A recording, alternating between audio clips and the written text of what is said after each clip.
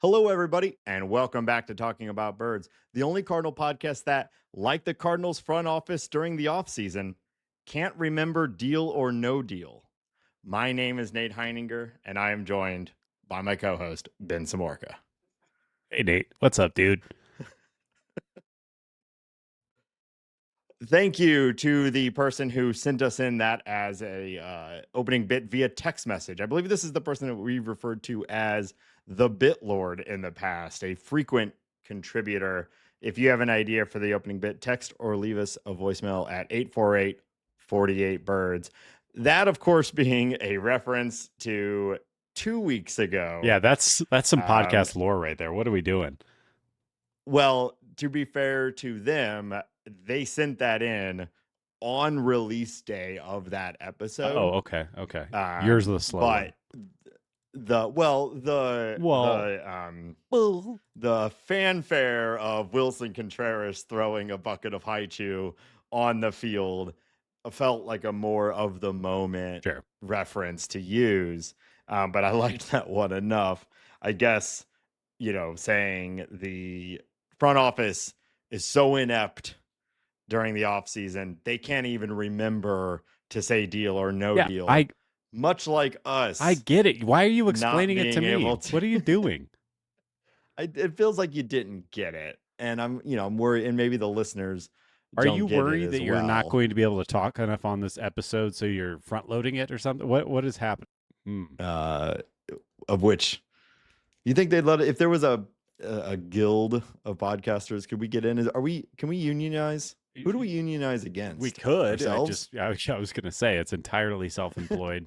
I guess that really we're just combating the listener at this point. So yeah, I'm forming a union against the listeners. That's smart. Not enough 5 stars. Yeah. Yeah, I think that makes sense. And I mean, it cannot be argued that we are podcasters. That is a matter of fact. It's happening. They're out there. Just the barrier for entry is extremely low. It's guerrilla radio, pirate radio. We're the new frontier. Nothing is more punk rock than a Cardinals focused podcast. Yep, you get it. Yep. Yeah. Let's talk about our corporation that we like. Yeah, that treats all of its fans like shit. Yeah, we're pretty punk rock around here, doing free marketing for the St. Louis Cardinals. That's right. Yeah, hell yeah. Hambone, once again, I'll be seeing you this weekend, unfortunately, for like the 9th time this year. It's too much. The distance between us, I thought, would be enough to keep you out of my general vibe. But I'll be seeing you this weekend. There's good news. We come together. There's going to be a lot of people. It's a bachelor party, so we don't even really have to talk. We have to be in the same room. I know, but we don't have to interact. So it's going to be totally. That's a good point. There's a lot of other guys. We can't talk about it too much because it is to celebrate friend of the show, Brandon, and another guy we call Biscuit. And it's mostly a secret. And he listens to the show, so I know he's maybe listening. I don't think it's too much to say that we will be together, is it? It might actually be a surprise to him that you're coming in town. So there's that. But I guess I just spoiled that. All right. Edit point. Remove all that. We don't edit this show. You know that. But it should be fun. So we're keeping it a secret what we're doing. But Hambone and I will be together this weekend, hanging out, having good times. I guess we'll see how it goes. We'll report back on I guess on next week's episode. But you're coming in like 9 times over the next 3 months. So maybe we got to do another live episode. Yeah, those always go well. You know me, I'm lobbying to cancel Christmas. So maybe we can cancel Christmas once and for all. But yes, I will be in probably 9 more times. Got to get those flight points, baby. Oh, we love a medallion, don't we, folks? You want to cancel Christmas just in general because you want to cancel all holidays, similar to how you want to cancel all fun, right? No, I think you're misunderstanding. I like, Labor Day, great holiday. Let's go. Oh yeah, 3-day weekend. Did you do any? Yeah, what'd you do? Any shout out? Any Labor Day festivities? Shout out to a friend that listens sometimes. Michael Daniel Okay. Baum, Daniel Michael Baum, or sure. Mike Daniel Dan Michael Baum, Big Mike, whatever you We want to love call a full name on this podcast. it. 40th birthday party. We went up to the mountains and I drank like a 22-year-old. It was disgusting. I felt terrible. Yeah. But we did some kayaking. We climbed, we climbed the front side of Winter Park Ski Resort in the middle of the day. And about halfway through the hike, it decided to rain and hail on us. And nothing gets the blood going like a little bit of hail, up your shorts. But yeah, it was a great time. Hail up your shorts. You have the handstanding up that That's how much hail there was, Nathan. That's how much hail there was. Wow. That's incredible. I'm sorry that you survived. Got a pretzel at the top. It was great. That sounds wonderful. We spent a little bit of time at the Lake of the Ozarks. Me and my two young children got dumped off of a raft, like a tube situation behind a boat. Certainly creating some core memories for them as they were flung into the water. So that was fun. Real cool, real chill. But yeah, it was a beautiful weekend. Hey, if you're out there listening and you're in the United States, we hope you had a wonderful Labor Day as well. Wow. The punk rock. I don't know why I felt. Yeah, you fucking suck. This is Let's just move it on. Let's just talk about the Cardinals. This is the punk rock. I'm not even saying that we need to be punk rock, but I feel like we are going way too opposite the other way right now. So we've referred to there's nothing more bad boys of podcasting, of Cardinal podcasting, than wishing everyone a fun and safe Labor Day. Yeah, that's what I'm saying. Well, only to Americans, as you pointed out. Well, yeah, get your own holiday if you're out there. No, I think we need more bank holidays, more work holidays. I think that we need to adopt that European lifestyle where they have off what is like mandatory 5.5 weeks or something like that. We work too much. Something like that. Yeah, UK does a year of parental leave too, which is pretty sweet. Vast majority of it paid. So I think I'd have a kid. If that's how it was here, I think I'd have a kid. Great reason to go into parenthood. The benefits you get from work. All right, let's talk about the Cardinals. You're right. I guess we're going to start off with a hot topic. Jordan Walker is back in Slumpsville. We did get a dinger. We love a dinger. But it's been Slumpsville, and there's been a little bit of reporting on it. Hambone, do you want to fill us in on this? Yeah, on Tuesday, Cardinals manager Ali Marmol and hitting coach Brant Brown. We love Brant Brown. He's got so much good press, and then he's kind of disappeared. They joined KMOX, and Brown was, or they were kind of asked about the slumps and just kind of the team in general. And Brown pointed out to Jordan Walker's preparation as a main cause for the outfielders' poor hitting that we've seen for the past 2-ish years. And I'll now read a quote from Mr. Brown. He said, at some point in time, he's going to have to devote kind of a more focus on preparation. We've had long conversations about this. It's not only looking at film on the starter, but also being able to come in and on the first day of a series, like just take a look at the bullpen guys, like all of the information in the videos available, just so we're not, getting snuck up on when a reliever comes in. Brown continued on, end of quote. Brown continued on explaining that it's not just Walker, but the team as a whole has a tendency to sell out for certain pitches. And by that, he means just like sit there and be like, okay, Jason Adam throws a high fastball. It's all we're doing is looking for that high fastball, and we're putting our A++ swing on it.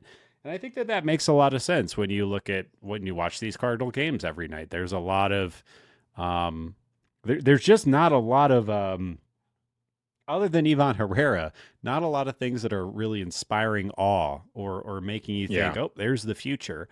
And I think that, while I think we've been extremely defensive of Jordan Walker ever since he's come up, and we've kind of been marching to the drum or the tune of like, just let him do his thing. Let him hit the ball. Yeah, if it's give him time. The launch angle and all that stuff has been the concern. This is the first time I can really remember hearing a Cardinals hitting coach calling out a player so specifically. And then I also find it completely. I know not all the information is useful for everyone, and some players don't know how to take that information and to turn it into real life situations. Like, okay, this guy's spin rate is this, and he tunnels that pitch with this, and yada yada yada. They can't always translate that into real life success or apply that to the game in a real way. Some guys can. I think I can say pretty confidently, having never played Major League Baseball, that looking at film and reading as much as you can about the upcoming opposing pitchers is probably inherently helpful no matter how you intake and apply information. So it's not like the most damning thing I've ever read, but I thought it was pretty eye-opening and Colby Rasmus adjacent, which is not a compliment. Yeah, it's interesting because I'd love to know a little bit more about the root cause of this. Is this something that is prioritized in the dugout and in the clubhouse, and every guy knows that this is a thing that is available, it's everywhere, and most of the team is doing it, and it's Jordan Walker is personally making the choice, or rather lack thereof, to participate? If that's the case, then yeah, it seems like that's pretty alarming. Now, if you want to go like true empathetic on this, like Walker is a guy who barely played professional baseball before he became a major leaguer.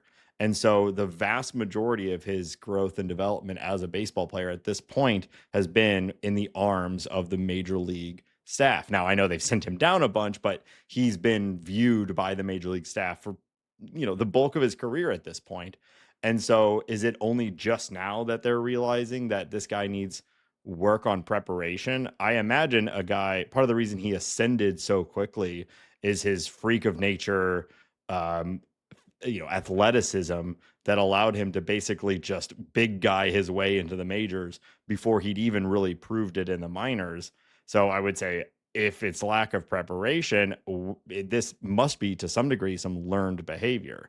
Of course, we would love every player to come up and immediately be the guy who's like the gym rat. I'm absorbing every piece of information that's available to me.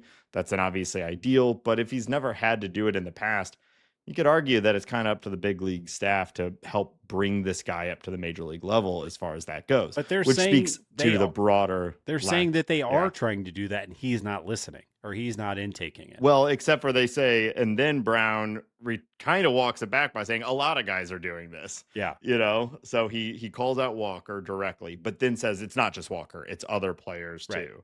So what is the sort of clubhouse environment around this sort of data? Again, I'm not trying to make excuses for Walker, like regardless of the learned behavior and the path that got him to this point, seems pretty clear that the major league level, regardless of where you're at, like the access to data and availability, and if you're struggling the way he is struggling, I would expect a guy to be doing absolutely everything possible to get better. So there's certainly some self-driven element to this. I'm just curious about the overall access and push for this sort of thing for a player like him. Yeah, and I think like coachability is huge. Like if your hitting coach is coming in and telling you to do something and you have a WRC plus well under 100, or whatever metric you want to look at that's well below what it should be, how the hell are you not just like, you know what, I should try this because what I'm doing is clearly not working.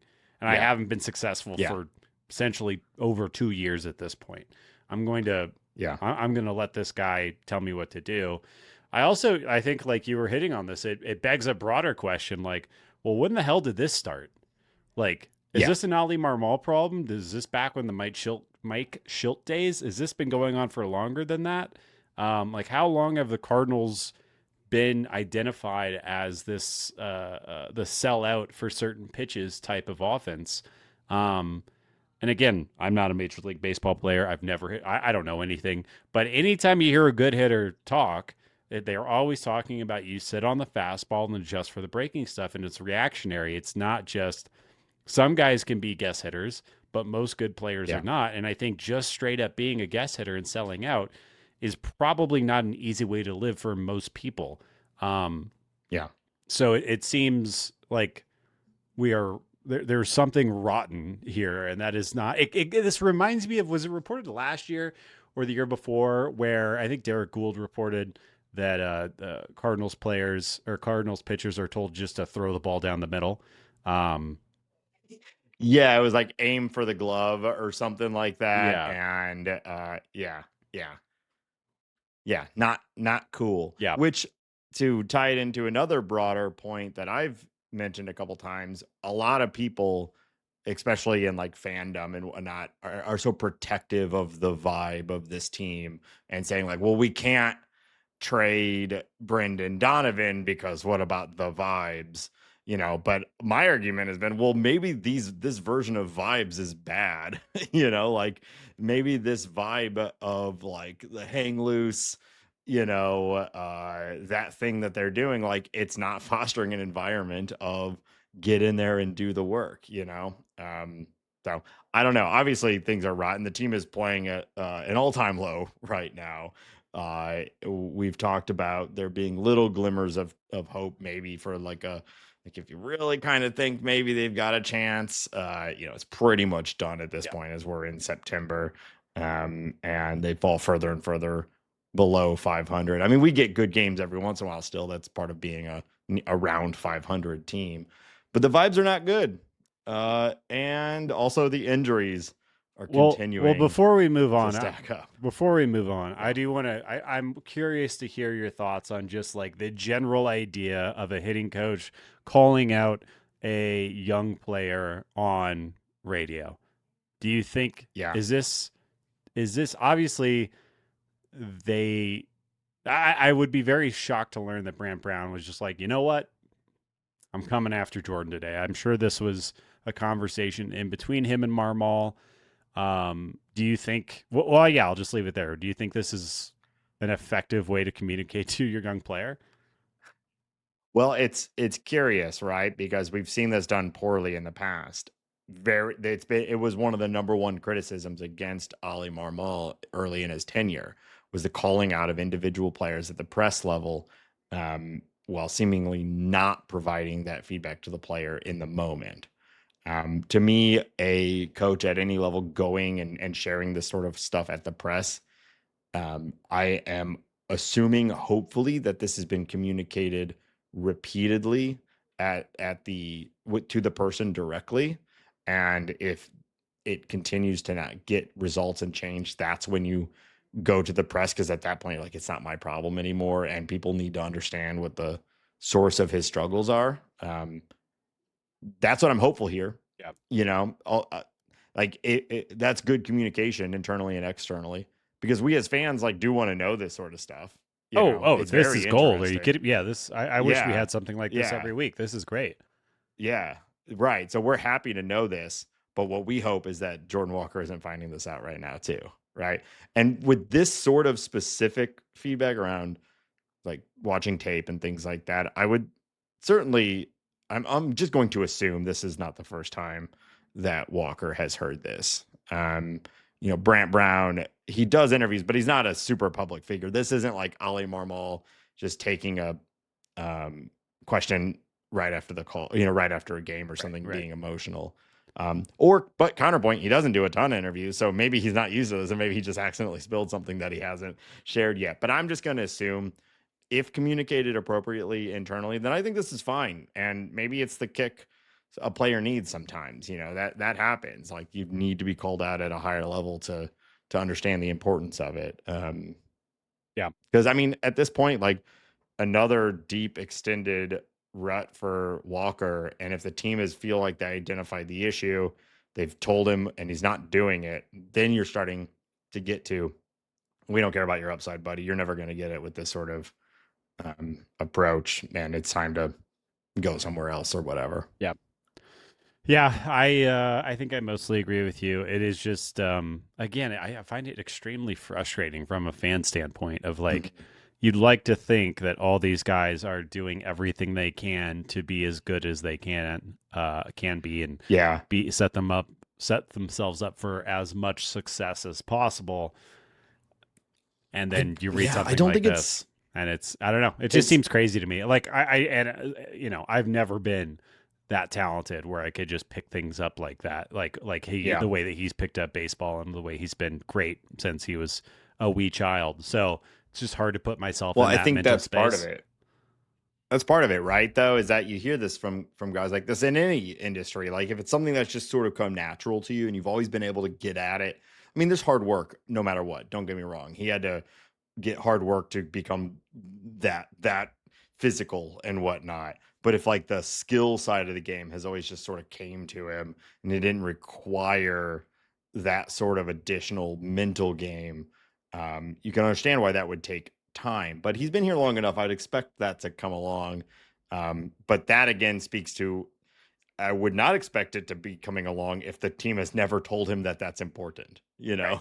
So that's where I'm curious. Like, we need to understand more of the background that got to this point. But on Well, the I guess surface, it's not a good look. You know, I right. agree with you. Like, it's not a good look. And also, I kind of find it like the fact that you would need to be told that that's important is very silly to me. But, Sure. people are different and things are different. So, Yeah. yeah. Okay. That's all. I just wanted to make sure we hit that. But Yeah. it's, we'll be tracking this one, Nathan. Oh, Keep my ear to the you know we ground. will. Wow. All right. Let's talk about some of the injuries. And we've got a few updates and a few new ones. Riley O'Brien, he was starting to ascend maybe as the new Cardinal closer, at least in platoon with Jojo Romero based off of matchups and usage and things like that. Getting pretty excited, but he is looks like he's going to be out for a while. We don't really know with shoulder soreness. You never like to hear shoulder soreness from your pitchers. Yeah, I mean, it seems like everything's clear, but at this point in the season, are they going to prioritize his return, let him get healthy and be ready for 2026? I guess we don't know yet. Yeah, MRI came back clean. Woof. So that's good news. But yeah, this is like we have a month left of baseball. It'd be great to get him healthy. There's no point to rush him. We have this guy for another 5+ years. Yeah, there's nothing imminent or nothing required from Riley O'Brien right now, other than the fact that we're just watching like a bullpen that is noticeably less than where we were before the trade deadline. But obviously that was happening, and they haven't been horrible. But well, yeah, I was it's going to a say bummer. it didn't feel that way until relatively recently, but as like the line that came in immediately after the trade was great, but as soon as that starts to fall, you're like, okay, we're in the depths of our bullpen, right? And Granillo just hasn't figured it out yet. Roycroft is Yeah. back up, and we've seen him. Obviously the stuff is there. Ryan Fernandez hasn't been terrible, but hasn't been what he was last year. At least we got Matt Swanson. Yeah. Yeah, I mean, he might be the actual dude, right? Like, we'll see, but he's been good. He's been great. So, He's so um, big. He's a big, yeah, scary boy. yeah, same. Alec Burleson Mm. is also hurt with right wrist inflammation. How you feeling about our boy Burley? This is not good because he's a hitter and it's a wrist injury, which, but it doesn't sound like it's the end of the world. I think that of all injuries, it's not good. Yeah, Because you don't want any of your players injured at any time, but it's almost like I feel like we know what Burley is. Burley had a nice year. He hit more than I expected him to, which is great. But this means that you can have more time for Nathan Church in the outfield. This means yeah. that maybe we'll see a little bit more of some of the other young guys that were called up that we'll talk about here in a second. Um, for the kind of cold baseballism answer of like, we need to see what other guys have, and you can't really sit Burley. So the fact that he's down, it's almost beneficial. It's not quite, but you know what I'm getting at. Yeah, of course. Of the guys that you're like, well, if we could get some more at bats for someone else, Burleson, he's been a topic of discussion all season. Right now, it's so tricky to decide what to do with him. And I imagine the Cardinals feel same way. I've kind of been in that spot for a while now. He's expected to be back, which is good. So I expect this number to go up. But right now, he is at 1.6 Fangraphs WAR on the season. We have said the general thinking is that league average for a full season from a full-time player is 2 F4. That number will go up and down over years, but 2 is a good benchmark. If you hit 2, you can say I'm a league average player. Well, barring a very hot return and like 3 weeks, Alec Burleson is very likely going to end the season as a below average starter at the major league level. What do we do with that? We know he can hit the ball. He's got a 120 WRC plus, 20% better than the average hitter. But the whole package is providing under major league average. Yeah, I think he is a great fit for a team that needs a DH, a left-handed DH. And, once we figure out what the deal with Ivan Herrera is, if he's going to play in the field or DH or start in left more or whatever, maybe he does make sense for the Cardinals. But as we've said, I don't know. I'm feeling kind of down in the dumps on the team right now. I'm like, we're probably not going to be competitive next year. And I don't know. We have these apparently like really deep hitting philosophy issues. And, there's not, I don't know. I'm kind of feeling down in the dumps right now. I mean, this is the doldrums of the season, right? Yeah. We're in the dog days of summer, as they say. We're well past Augie Doggy at this point. We are straight into September. Spooky season's right around the corner. I'm shivering in my little boots over here as the leaves on the trees change colors. Well, I thought that was quite evocative. Okay. Someone liked it. People out there liked it. Are the leaves changing colors in St. Louis right now? They're starting to. Are they? Yes. Okay. Are they not in out there in Colorado town? Not really, not yet. But you got those beautiful yellow aspens. Wow. Nothing more beautiful. What is it, a leaf lurker? Is that the term? No, that's what I call them because I think it's how. Oh, wait, no. We call them leaf peepers. Normal people call them leaf lurkers. Sorry. Yeah. Okay. I got it mixed up. So leaf lurkers is the normal one. Yes. Leaf peepers is yours. They love it. Nothing better than a car stopped on the side of the highway and 2 people from Ohio getting out to take pictures of trees. Oh, yeah. We love trees. Different trees, tall ones, short ones, yellow ones. As big as your head. Wow, we love them, don't we, folks? Love a tree. What were we? Yeah, so again, this is like the worst time of the year for the fan base. It has been that way now 3 years straight. We don't have anyone particularly exciting to look at. Well, that's not entirely true. Call up that we'll get to here in a moment. But we're just waiting for I guess maybe just for it to be over, but I don't know. I'm still hopeful for a JJ appearance or something like that. Yeah, that'd be fun. Yeah. Let's talk about Pozo. We're all a bunch of Pozo bozos, aren't we, around here? But he's gonna be riding the pine for a little bit as he's on the IL for concussion protocol. Yep.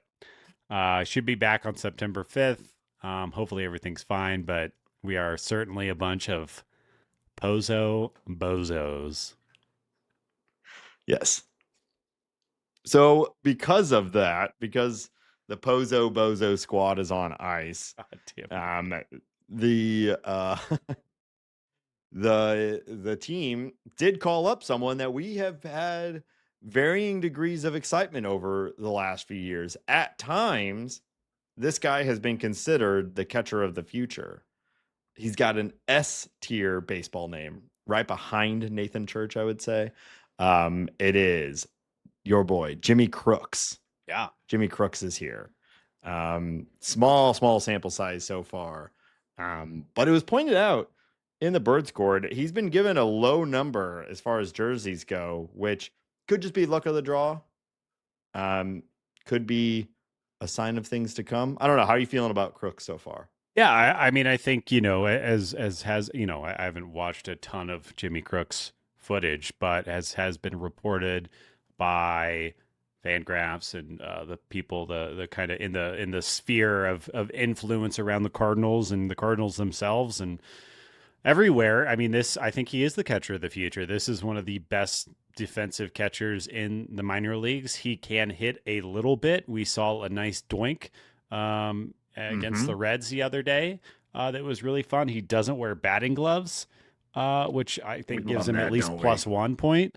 And he had a nice, his past 2 years in the minors offensively has been good. And that's, he is a plus defensive catcher and might be a decent hitter. I think this is really exciting. I've kind of complained about Pagés and Pozo over this calendar year, really, to varying degrees. And it's nice to when Pagés is hot right now, but I don't fully believe in his bat.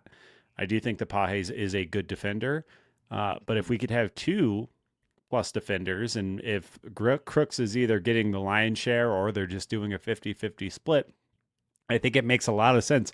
Having a right-handed and a left-handed hitting catcher is weird and kind of a manager's dream. Like, give Pagés, the against the day off against really hard right-handed pitchers, and do the same for Crooks, and hopefully get a nice balance, and they develop relationships with their respective starting pitchers, and they're both good behind the dish. I think this is, if offense comes from them, either of them, that's a huge win. But this is like, if I am drafting a fantasy team on MLB The Show, like, I think this is an ideal situation. You have a platoon advantage at catcher, and they're both good defenders. That's perfect. Yeah. And we're seeing that more and more across the league as teams, because having a full-time major league ready or major league quality catcher is really hard, and so more and more teams are doing going more of a 50-50 split rather than like the traditional 70-30 or even 80-20 for your high-end wins. Of course, there's the Cal Rallies and the like out there still. There'll always be those exceptions, but this more down the middle split is becoming more and more common. And maybe that's what we're headed to. But at times you've been, I'd say, Chief Pozo Bozo. You've been putting a little nose on your nose. You've been fluffing up your big curly red hair. Is it just a mild concussion is all it takes to to pack him into his little car and send him out? There was a time. I mean, I think we all knew, and we called this out before he was even called up. Like, this guy hits like no one else really, or very, very, very few players in recent memory even. It is all swing all the time. Hard to maintain. All swing all the time. There's more power than I thought that there was going to be originally, especially with how high his contact rate is. It's insane. Sometimes he just does like a straight uppercut swing and he connects. It is wild. And I will say it is entertaining and it is fun to watch. And he's had some clutch moments, which is, easy to endear. But he's not a great defensive catcher. He's not great on the base paths. I think he is an interesting and fun pinch hitter at times, but I don't think Pozo is in the long-term plans for your St. Louis Cardinals. I think that the Ivan Herrera injuries and the perceived poor defense or behind the plate awareness or arm throwing or whatever you want to call it is why we got here. But Pagés is clearly a better defender. Pagés right now looks like a better hitter, although I don't think that that's true in the long term. And this team is growing catchers like weeds. So why take the 28-year-old weird offensive profile bad defender when you have a guy who, like I said, the industry seems to think is a potential Gold Glove caliber catcher, Jimmy Crooks, coming up right now. And again, Jimmy Crooks, fun to say. I hope to say it for a long time. I think you're right. My only concern here is that, like, okay, we're replacing one catcher with a catcher, but that's a net zero catcher move. We have a golden opportunity here to increase our total catcher load by when Pozo comes back, keeping him on the bench as a pinch hitter, and now we're rocking even more catchers in the lineup, which we know to be a valuable way to build a roster. It's an easy decision. You drop Garrett Hampson and call up Pozo, right? There you go. It's easy. Yeah. Yep. What does Hampson do that Pozo can't do? And let's think about the crowd enjoyment of Pozo as our backup shortstop, Pozo as our backup center fielder. I mean, why not at this point? We're having fun, aren't we? Yeah, let it rip. Yeah, let it rip. We also got another intriguing prospect call up, César Prieto, acquired during the 2023 trade deadline. What do you think we're getting out of it? Why the Prieto call up? Instead of another highly touted second base prospect that we have, down there, ready and waiting. Yeah, and I think that exactly what it is. It's this guy is interesting, but he is not high end, and he is 26 years old. Obviously, the Cardinals found something in him that they liked. Maybe they just wanted to pluck somebody out of the very good Orioles farm and just maybe pluck, get some information from him. But he's a high contact guy. He's a left-handed. Okay, hold on. So are you positing that sometimes we trade for guys just to get them to tell us a little bit about what's going on inside that other development situation? Would not surprise me. Yeah. Would not surprise me at all. Just like we traded Ryan Helsley to be a sleeper agent to bomb the Mets chances at the wild card spot. Are you telling me that the Cardinals front office wouldn't want to know what's happening in the development system of the Dodgers? Yeah. Well, we did learn from oh my God, Brandon Crawford. Remember, he apparently brought some ground ball machine to spring training that no one had ever heard of before. This is what I'm talking. Why wouldn't you, like, if you're trading for a César Prieto and he's been in the Baltimore farm system and Baltimore keeps producing Gunnar Hendersons and the like, why would you not ask him those questions? I would. Sure. I guess asking the questions is one thing. Specifically acquiring a person in order to get information, I guess, was the... Oh, no. I mean, they are obviously, they traded for Jack Flaherty. Yeah. I don't think that they we don't really like Prieto, but we can interview him. I don't think that's how it went. Okay. But anyway, thanks for grilling me on that one. Make sure we got that. It's an intriguing, I'm here for some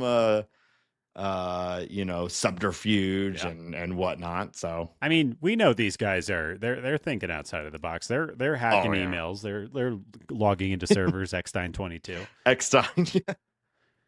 But so anyways, Prieto, he is not a glove guy. He is a contact guy. Not a ton of power, not a ton of speed. Kind of a one-tool player, and that tool is all right. But I think it really comes down to the fact that he's 26 years old, and they kind of want to see what they got in this player. And I don't know. I could see him not even being up all that long. I could see, he's not going to be playing the outfield. He's not really great at the positions he's been playing. But maybe something will happen. I don't know. This is not a guy that I'm particularly excited about. No, and I wonder, this is something that we probably could have looked up before. So someone maybe let us know after the fact, but is there a Rule 5 element going on here? He's been in the minors for long enough. It might be something where they just wanted to get him on the 40-man, give him a shot and protect him from the Rule 5 draft. If they actually see him as a potential long-term piece or just more valuable than letting go in Rule 5. I don't know, but there's that happens a little bit in these September call-ups too, as the team just modifies their 40-man to prepare for off-season movements. Right. I don't have that in front of me, but he is 26. He came over when he was 23. Yeah, that might be. He's in that range, right? So, although I don't know why you would feel unless you really believe he has some sort of big league upside. Yeah, so this is like, even in the minors, like, he is maxed out in AAA with a 113 WRC plus. Low K rate, decent walk rate, not a ton of power. But you still need these guys. Like this guy, maybe he is a good 25th, 26th man on your roster. The thing is, the Cardinals don't really need a left-handed hitting anything But good player's a good player. Maybe he'll hit. Yeah, we got a month. Give him some games. Couldn't be giving those at bats to anyone else. Nope. So you gotta do Prieto. And lastly, in sort of player movement news, Victor Scott is back. Yes. So it'll be interesting. How are they going to balance the Nathan Church versus Victor Scott thing? Worth keeping an eye on. Probably not enough games left to make any long-term decisions. I have a feeling, unless Nathan Church completely collapses in the next month, that he's being earmarked as a fourth outfielder type next year, or some sort of platoon with Victor Scott while both continue to develop at the major league level. We talked last week a lot about this, so I don't want to go into it too much, but it's good to see Victor Scott back. For what it's worth, we are recording on Wednesday. The game that is being played tonight, we have Victor Scott at center field, Walker in right, and Newt in left. So no Nathan Church tonight. He did start over Jordan Walker last night, but we have a lefty going today. So I think the thought process is get Walker in against that lefty. But yeah, I think I don't know. It all feels very weird right now. I don't feel very stable in the lineup, or what everyone's doing, what Church is doing, what Scott is doing, what Walker is doing. Nootbaar's hitting a little bit right now, so I guess that feels good. But it's weird times right now in the Cardinals.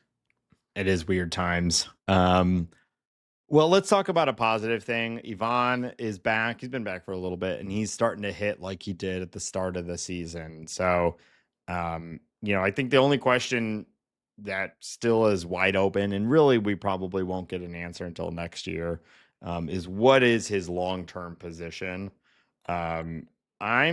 Even though they're not doing it anymore, I'm still really intrigued by the Ivan in the outfield idea, if we truly believe he's not a catcher anymore, because otherwise it's like Burleson. It just completely tanks his value. But I'm just happy to see him hitting. Yeah, I wonder, like, is he your first baseman of the future when Willson Contreras moves on? Could he play third? Is he an outfielder? Outfield seems like, just because of his speed and like his lack of reps out there, or lack of instincts, it seems unlikely. But I think it really just comes down to whether it's catcher or not. He needs a position in the field.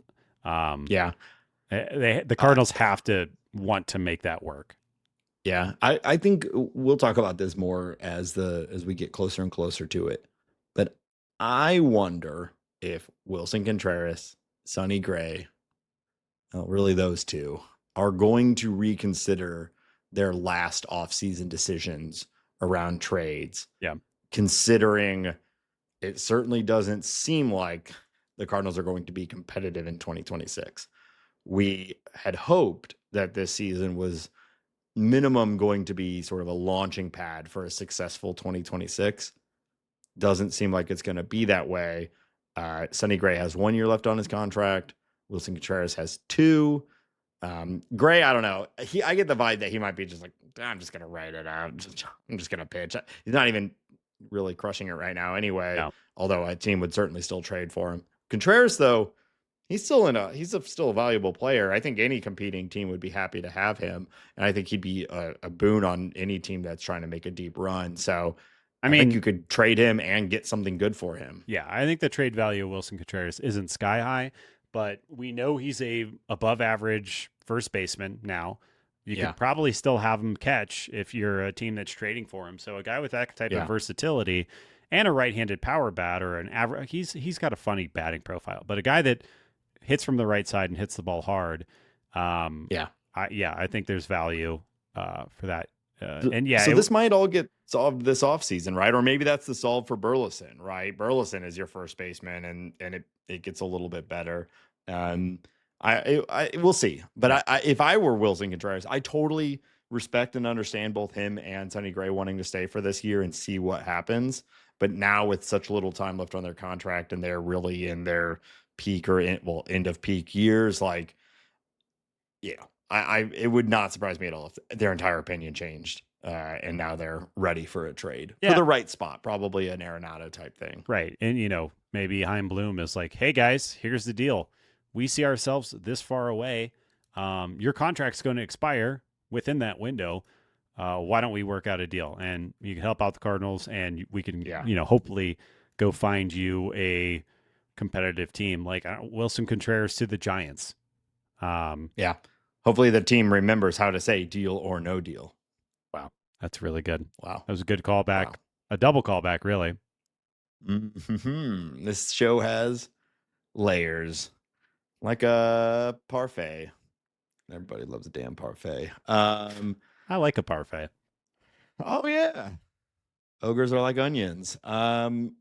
So you wrote the question, but I'm going to pose it to you. Are you worried about Masyn Winn?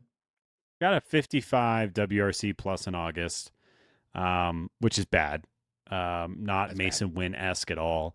He's obviously playing through an injury right now, and I'm kind of at the point of to what end? Why are we doing this to Masyn Winn, who's my guy, who is the guy, who needs to be the one who writes this franchise, or at least a huge part of it. And it really feels like either he's slumping, or it's injury related, or it's both.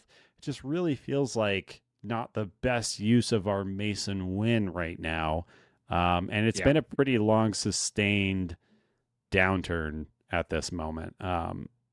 Yeah, we talked about this a bunch last week too, but I think shut her down. Shut her down. I get all the reasons not to, but I think there's more reasons to. Yeah, I mean, his WRC plus on the season has dipped below 100. He's at 92 on the season. I think the lack of power has been very noticeable. Not stealing bases. It's just, I just don't get. Other than 4D chess, they're tanking his value so they can extend him for a better price. That would be great, I guess. But pay the man also. Yeah, I know. Yeah. But I think it's Labor Day. We're not going to promote anti-worker sentimentality here. I just think I think we're being a little silly at this point, and it's been sustained, and we only have a month left of baseball. It's all Let's stop this, please. Again, I just wish there was a middle infielder down at the AAA, like that top of upper minors, routinely now considered a top 5 prospect, basically across the board. I just wish we had one of those who could come up and maybe bring some excitement and some big league development. I'm pretty bummed about the major league roster right now, so I think that's a perfect time. Why don't we talk about some of the people on the farm really quick? JJ Wetherholt, in the last 37 games, all in AAA, has a 12% walk rate, a 15% K rate, a 167 WRC plus with 9 homers and 7 stolen bases. He has been incredible ever since he got promoted to AAA.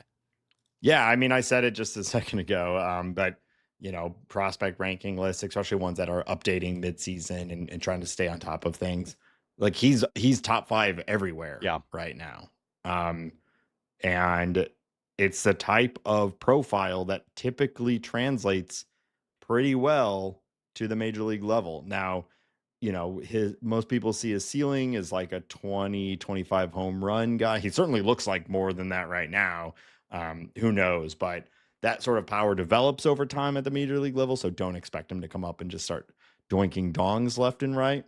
But that approach, hitting the ball hard, hitting for pretty good average out of the gates, stealing some bases, that seems very likely with his sort of profile and his success at every level that he's played at.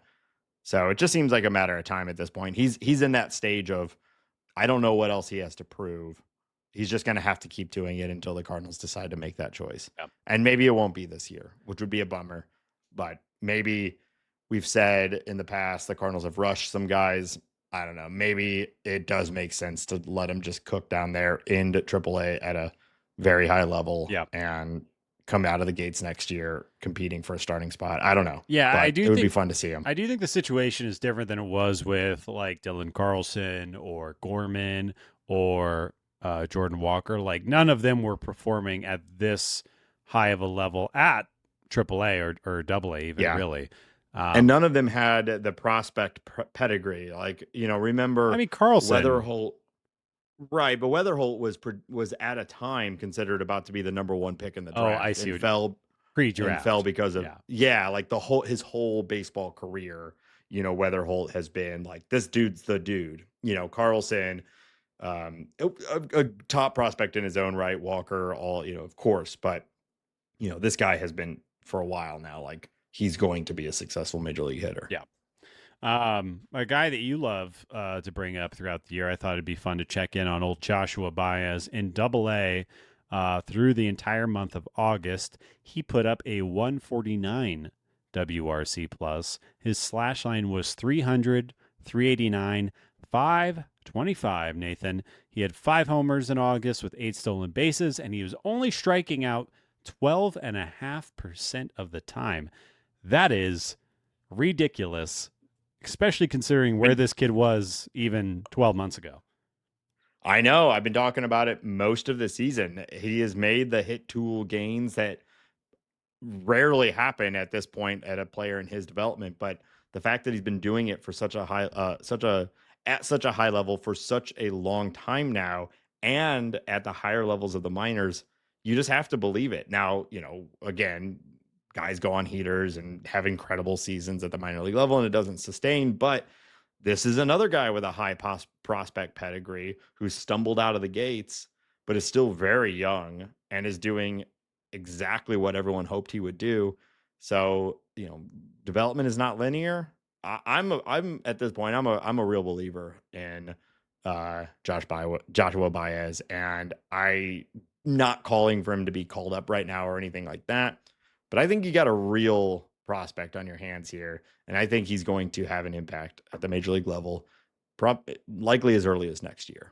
On the season, so he split time at High A. He was there for about 38 games, then went to Double-A. He's been there for 70 games, so we got 108 games total. He has a 142 WRC plus across both stints. He has 17 home runs and a shocking 50 stolen bases. So he is maybe going to reach in 2 different leagues, a 2050, a 2060 season. Yeah. By the way, that strikeout rate has been on the whole year has been 21%. He's walking over 12% of the time. Everything looks, no matter how you look at it, everything looks really, really good. And what is he, like 6'2", 6'3", 200 something? I mean, 6'3", 220, and just like, if you ever seen a picture of this kid, he is yoked. He's an intimidating guy. Imagine Tyler O'Neill, but 6 inches taller. Well, it's the same body as Mike Trout. Yeah, like 6'3", 220, just shit brick house looking guy, and fast, which I'm just glad we have sports for these types of people, so they're not walking around with us. I want to bring up one other guy who we haven't talked about in a while, but that's Won-Bin Cho, who is, I think, similarly, like, he's had a lot of hype and it's kind of gone away and it's come back and, yada, yada, yada. But in August at High A, he put up a 142 WRC plus. He has 5 homers and 11 stolen bases in that same amount of time and a 368 on base percentage. He does still strike out a decent amount, but everything else has really been trending the right way for Won-Bin Cho. Yeah, it's exciting.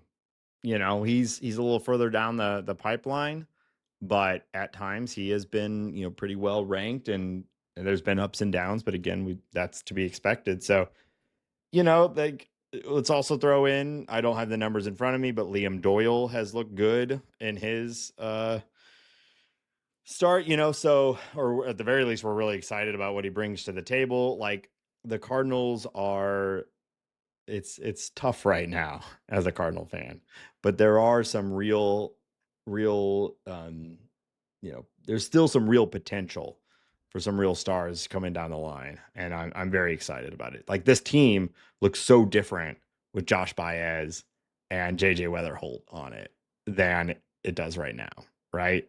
just a fundamentally God. more athletic, different type of team than Yeah. what we have right now. Yeah. Yeah. Yeah, that'll be a good day when that happens. And there's a lot that needs to be done to get there, but Gorman is looking decent over a 30 at a nice play. We obviously Yeah. think highly of Masyn Winn. Ivan Herrera is on a heater right now.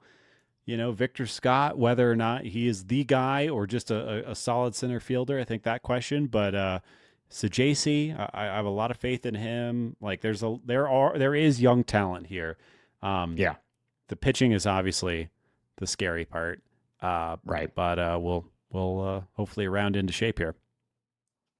Hopefully. So, well, that's going to wrap up this portion of the show, and we're going to talk about the upcoming series, talk a little bit about league news and some other things. But before we get to that, we want to remind our listeners that this show is listener supported on Patreon.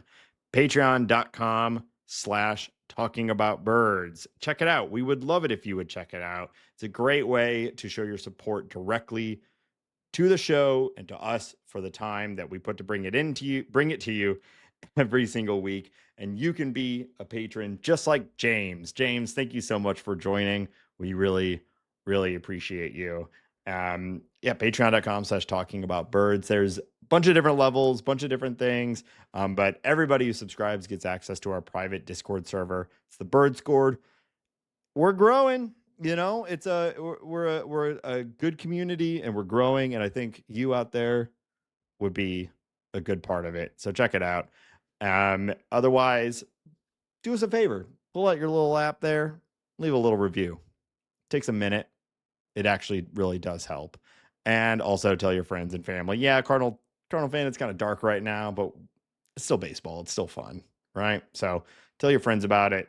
Check us out. We appreciate it. And Hambone, where can people find our other things online? Yes, sir. We are on all the socials. You can find us over on Blue Sky, Instagram. We do have a TikTok. You can look at our faces on TikTok. If you prefer to listen to this show on Spotify, we're over there as well. You can like us and share us and I don't know, whatever. I like the idea. Add an episode to a playlist that you have shared with your friends.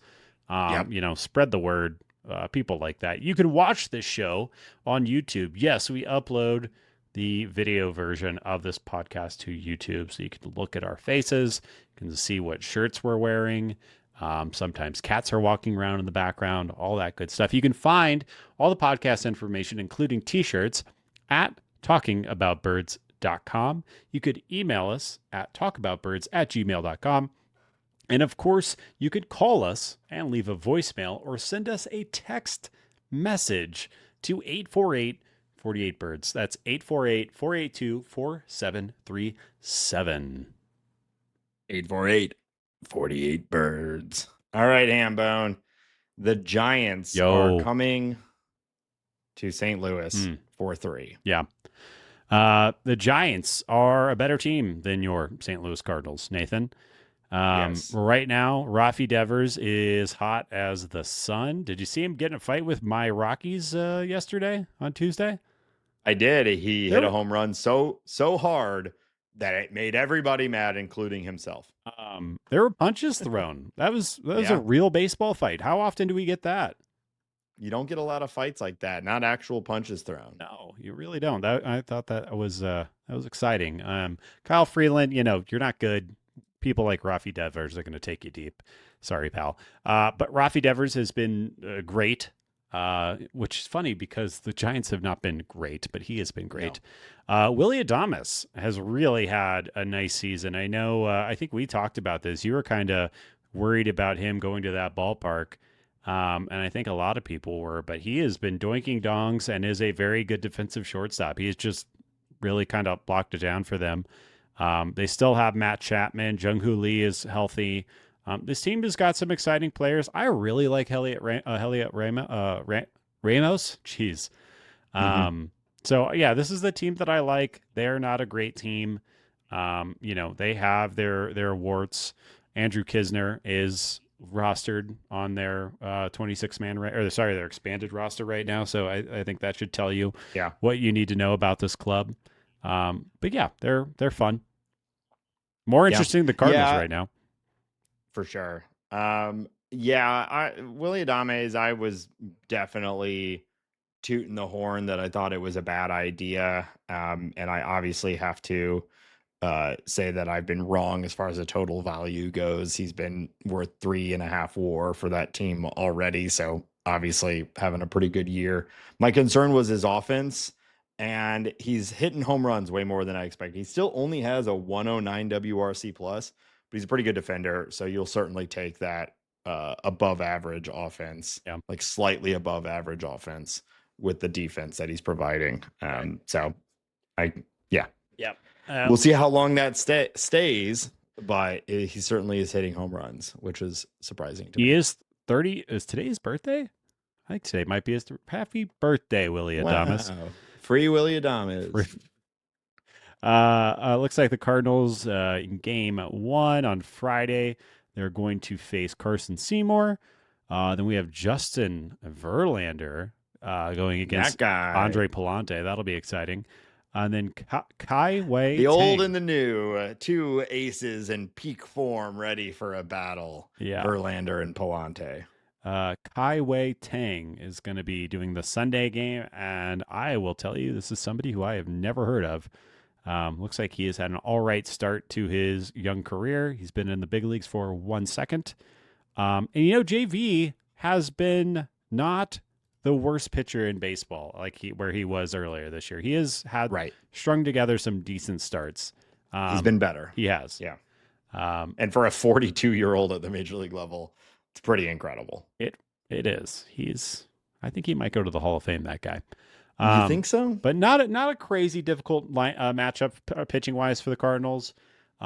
Maybe they will not just sell out on one pitch and have some success. But I think the Giants are unfortunately a better team than the Cardinals are right now. Yeah. Well, when you're a power starved team like the Cardinals, and you're looking for something to make yourself feel better, maybe put a few on the board. You can't be any more excited than heading up to Seattle, home of the increased gravity.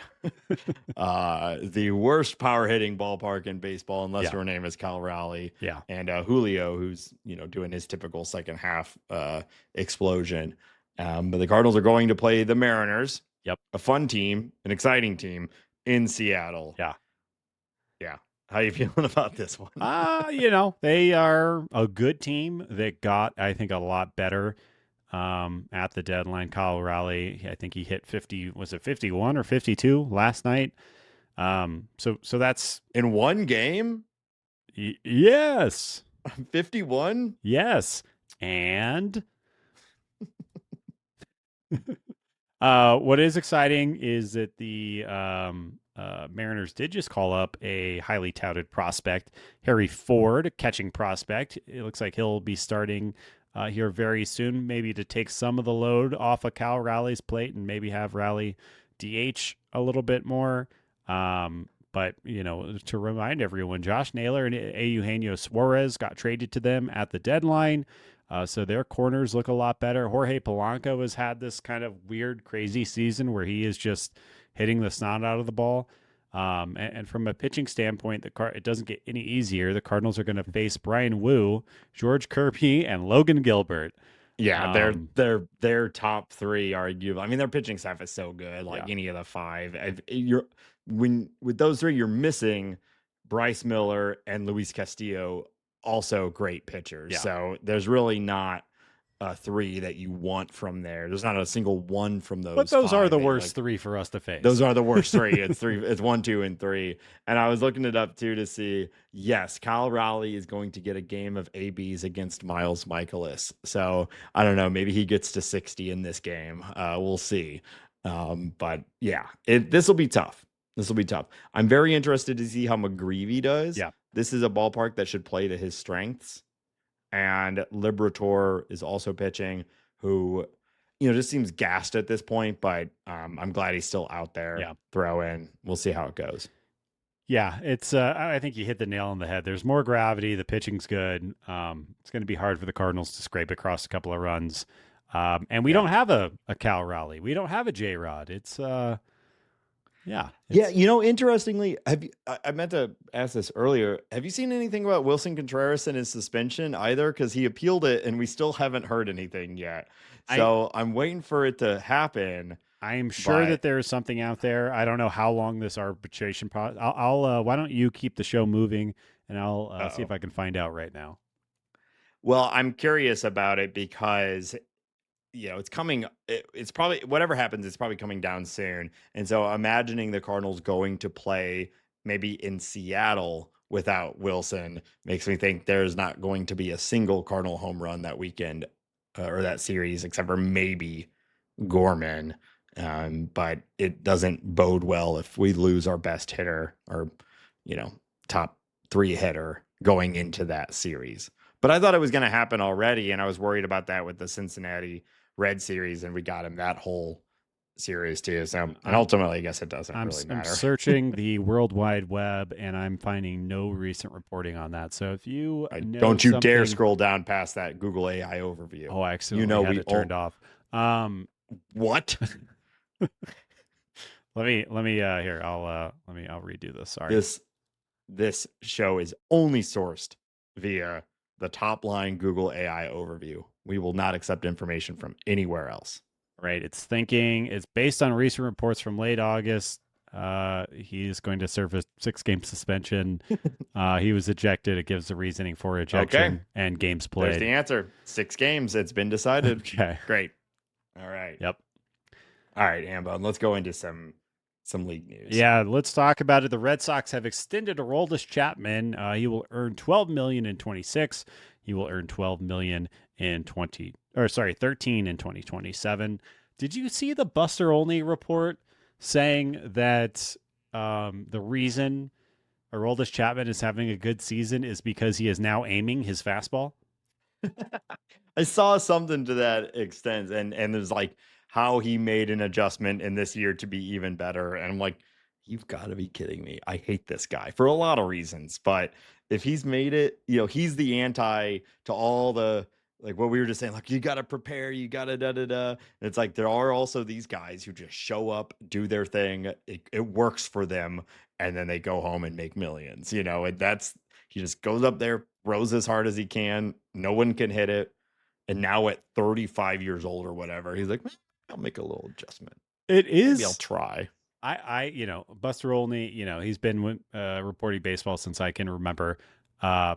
It sounds bogus to me. I would just be shocked to learn that a major league pitcher who has been in the league for as long as he has just now thought about aiming his fastball. Yeah, because what does that even mean? He never aimed it. To me, like he was just throwing it, at the plate. See where it goes. It's 100+ miles per hour. Good luck. It is the reason why I'm even bringing it up is because it is plausible. Because when he came onto the scene, he was like sitting 102, 103. So yeah. I don't know, but anyways, the bad man gets paid more. Good for him. Yeah. This guy will be in the Hall of Fame. He is a one-of-one unicorn freak show. So that part, even though he does suck, that part is exciting from a purely baseball standpoint. Sure. Major League Baseball and the Players Association have agreed to extend the non-disciplinary paid leave for Emmanuel Clase and Luis Ortiz until further notice as the league continues its sports betting investigation into both Cleveland Guardians pitchers. They were previously placed on paid leave through August 31st. Seems very unlikely that they will rejoin the Guardians this season and or ... ever. Yeah. Yeah, it's crazy. I mean, when Luis Ortiz, you're like, oh, that's interesting. But then when arguably the best reliever on a Hall of Fame path, his own right, reliever gets hit in the same thing, it becomes a much bigger story. I don't know what to add to this other than, the notes that we've said over and over and over. I'm not surprised. I think this sort of thing is going to continue, as our stadiums and networks and whatnot are branded as sports betting things, and sports betting is like the core of sports in America right now. And so to expect guys in sports to not try to do it and get away with it is, crazy. I mean, all you can do is this. the punishment is quite clear. It's pretty intense, and clearly there is some really good research going into catching these guys. So I don't think this is necessarily, I don't know what MLB could do other than just like be so anti gambling that they don't allow it to be like marketed at their games. But the owners only care about money, and so that's never going to happen. Can you gamble this on of course this brought to you by could you like we were talking about you getting to talk enough earlier, like could you gamble on like I think Nate's gonna get a 51% share of the talking time of this episode and place a over under bet on that? Than that. I don't think that exists right now, but we should launch it. We should launch it. Yeah, well, you could go on like Polymarket or something and probably make that, but whether there's a market for it, I hope there is. Hit us I hope up we on get to the point. Blue Sky. Yeah. Let us know. Do you want to be able to bet on that? What hat is Ben going to be wearing this episode? All right. Claimed off. I'm going to get suspended for betting on my own talk time. Well, I am a proud member of the podcast union. So I don't know. I guess maybe I should avoid that sort of thing. I cannot believe that you put the union together in the time of this episode. That's impressive. Maybe the podcast union should be pro gambling on podcasts. Yeah, maybe. Maybe.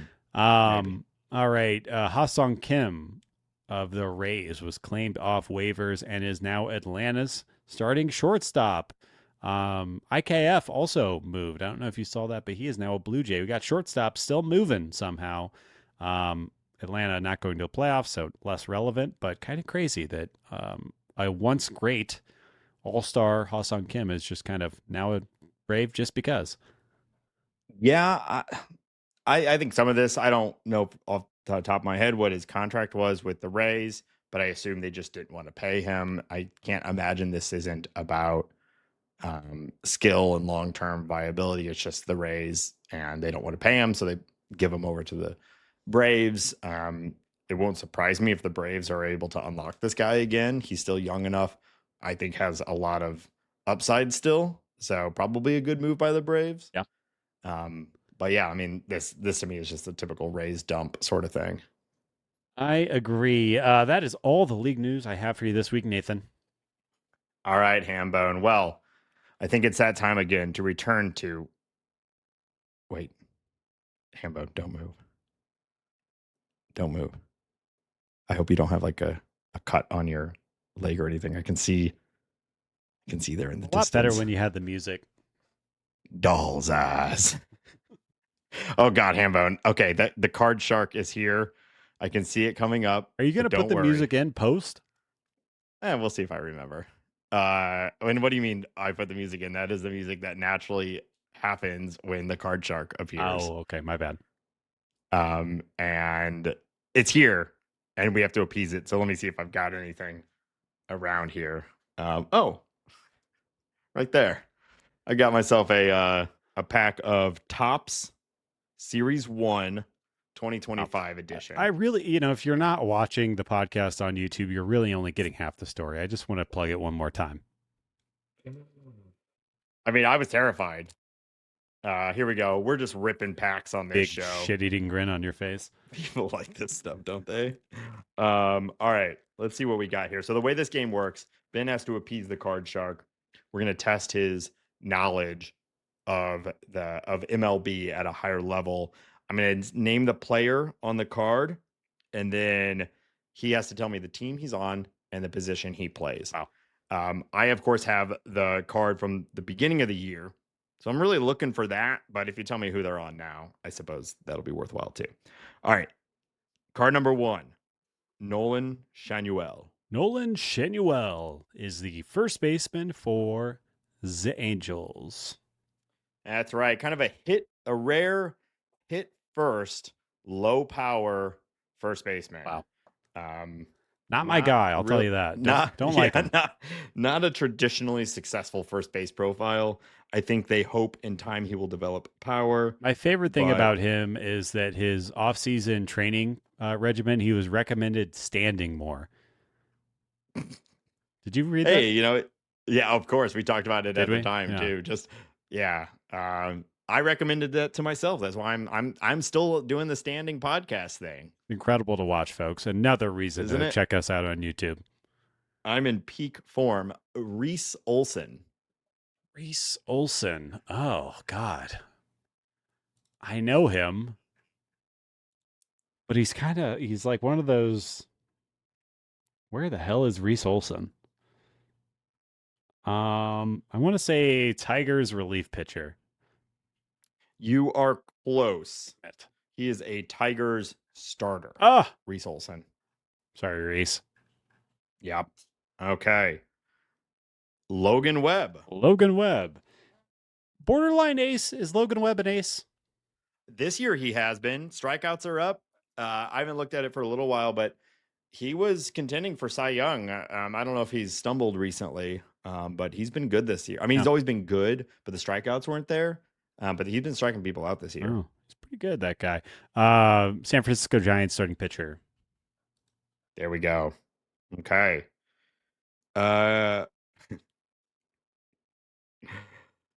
Comeback of the century happening right now. Will Smith. Well, this is difficult because there are two Will Smiths. Wait, is the other Will Smith out of baseball? I think the one that you might be worried is out of baseball, I think is out of baseball. Okay. Catcher for your Los Angeles Dodgers.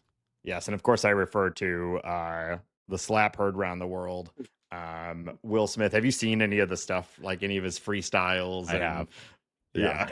It is I don't know, embarrassing. Yeah, and also I would say it seems to me that he is trying to basically fill, this is what he's trying to do. I'm not saying he's very successful at all, but he's trying to do sort of a Kanye thing with his music and his stage performance. Maybe he's thinking, oh, there's a gap now and people like there could be the new Kanye. But I think it's very funny if that's the case for a guy who's under a lot of controversy to think, you know what I'll do? I'll evoke the image of Kanye in my comeback. It's bad. Because you see the thing, he's doing the thing where like he speaks in full auto tune and just like walks around on stage doing stream of consciousness thing, like a direct ripoff of Kanye's old bit. No, I have not. You've interacted with it far more than I have, and may God bless your soul. Yeah, it's fascinating. All right, Jose Caballero. Jose Caballero is a New York Yankee utility player. Yes, of course, traded at the deadline. And this he is depicted as his starting team, which was a Tampa Bay Ray, wearing a cool Devil Rays Very cool. throwback. Love those throwbacks. Yeah. Nico Cavadas. Cavadas. Cavadas. Oh yes. He's like a backup first base catcher type, right? Like Nico Cavadas, right? Yeah, I think. Why do I want to say Angels again? Or did I say Angels already? I want to say first base catcher Angels. Hambone, I would not have gotten this one. I did not know it. You are correct. That's a rookie card, baby. See that little RC in the corner? Ooh, hold on to that. Yeah. First, it's listed as first base for the Angels. Logan O'Hoppe. Hey, starting catcher for the Angels. That's right. Great name. I like him too. He's got thump, good defensive catcher, rocket arm. I like him. Yeah, I like him too. Lamonte Wade Jr. It's just Lamont. But he is, oh shit. He was a Giant forever. Is he still on the Giants? I feel like he was moved recently. Lamont, where are you? Is he? Did he go to the Padres? Is he a daddy? Yeah, I think he's a dad now. Is he a dad now? He was probably on that card. He's a Giant, but I think he might be a dad now. He is on the card a Giant. I'm gonna look it up. Where are you, Lamont? You didn't say what position he plays. Oh, first base, outfield. There you go. He is currently a free agent. Great. He was traded to the Angels, and then they dropped him. Okay. All right. A few more for you. Joey Cantillo. Joey Cantillo. Oof. That sounds like a relief pitcher. Joey Cantillo. Wait. Is he a A's relief pitcher? No. He is, I believe he's in the rotation right now. He's a pitcher for the Guardians. Oh, wow. He may be a reliever. Swing and a miss. Okay. Ooh, you get a special card in here. Let's see. Charizard. Gunnar Henderson. You ever heard of this guy? Shortstop for your Baltimore Orioles. Look at that shiny. Ooh. Hold on to that. Oh yeah. It's funny actually. We've been doing this game long enough that I have like a Gunnar Henderson rookie card, a Corbin Carroll rookie card. Hey. I've got like some actually, kind of fun ones. All right, one last one for you, Hambone. Ryan Pepio. Ryan Pepio, Dodgers farmhand that was traded to the Rays for, I can't remember. I'm just going for bonus points, but he is a starting pitcher for the Rays. That's right. I'd say he's more than a farmhand. He's pretty good. Well, he was pretty good. On the Dodgers, he was a farmhand. I see. Nathan. Okay. Well, Hambone, I think you did enough to satiate the card shark for now. At least we'll see if it ever returns. Do people like this game? I don't know. People like ripping packs. You missed Reese Olson. Yeah. And Joey Cantillo. Yeah. So. Sorry, guys. All right. Well, with that, we're going to wrap this episode up. Thank you all for being here. As always, check out the Patreon, patreon.com/talkingaboutbirds, and all of our links at talkingaboutbirds.com. We'll be back next week, as always. And until next week, I'm just going to keep saying it. Go Cardinals. Bring up JJ. All right.